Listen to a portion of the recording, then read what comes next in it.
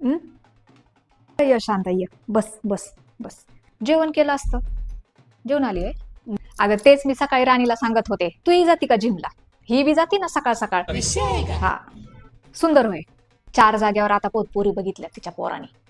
यग पाटाना, ते पोरग तसं म्हणतंय आणि ही बाई अशी म्हणते, उंचीच कमी आहेत, काळीच आहेत, नाकच लांब आहेत, केसच लांब आहेत, केस झाकून येतात.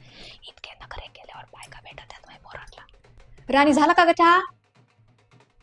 कायचं काय, मोबाईल मध्ये तोंड खुपसून बसली असं. थांबी बघून येते.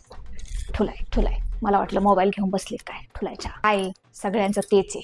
तुही काय मई काय. मॅमच भाजी केली, मला वाटलं फुलात ठुईन. आणि कशाचं काय, भाजी केली आणि जीवाची काशी करून घेतली. ते ना काही झाला बाय. हा दे इकडं. आणि सांग ते कोणाला, आपलेच दादा ना आपलेच होत. कोणाला बोलते कोणाला, भाजी आहे ना, सख्या भावाची पोरगी आहे. अगो बाया, काय सांगती.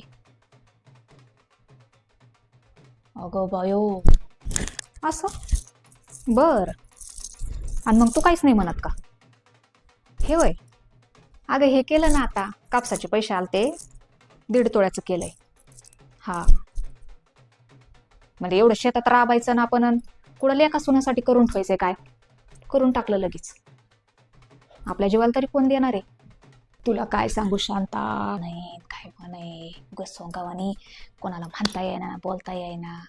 त्याला का स्वयंपाक येतोय का, त्याला का घरातले कामं येतात का, त्याला कोणाशी कसं बोलावं कळतंय का, काय सगळा नुसता बालिशपणा.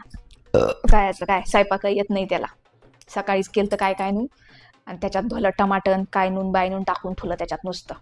थपा भाकरी थापायच्या, कालवण करायचं, तसला काही येतच नाही म्हणती मला. डायरेक्ट सपशेल नाहीच म्हणती.